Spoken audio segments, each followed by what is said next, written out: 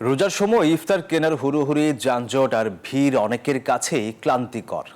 আর সেই ঝামেলা এড়িয়ে একটু প্রশান্তির সন্ধানে ক্রেতারা ঝুঁকছেন আইসিসিবির ইফতার আয়োজনে, যেখানে এক ছাদের নিচেই মিলছে বাহারি মুখরোচক খাবার। বন্ধের দিনগুলোতে যেন মানুষের আনাগোনা আরও বাড়িয়ে দেয় সেখানে। পুরান ঢাকার ব্যস্ততা, যানজট আর ভিড় এড়িয়ে প্রশান্তির ইফতার খুঁজছেন অনেকেই। সেই চাহিদা মেটাতে আইসিসিবির ইফতার বাজারে ভিড় বাড়ছে প্রতিদিন। দাম একটু বেশি হলেও পরিবার নিয়ে নিরিবিলি পরিবেশে ইফতার কিনতে ভিড় করছেন ক্রেতারা।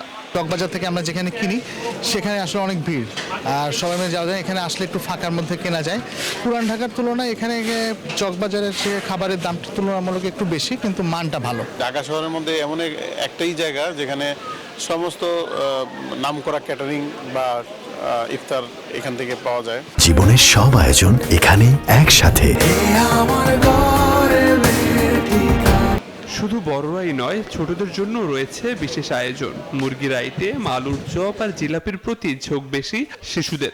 এখানে সবচেয়ে ফেভারিট জিনিস হলো চিকেন কাবাব। হালিম কিনেছি, আলুর চপ কিনেছি, পেঁয়াজও কিনেছি।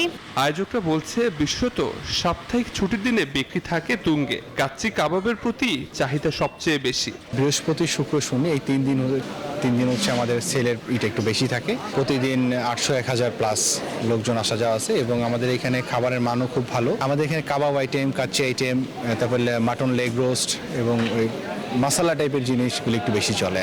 বিক্রেতারা বলছে রমজানের শেষ দিকে চাহিদা আরও বাড়বে। 27 রমজান পর্যন্ত চলবে আইসিসিবির এই ইফতার আয়োজন। আবির হোসেন, নিউজ 24, ঢাকা।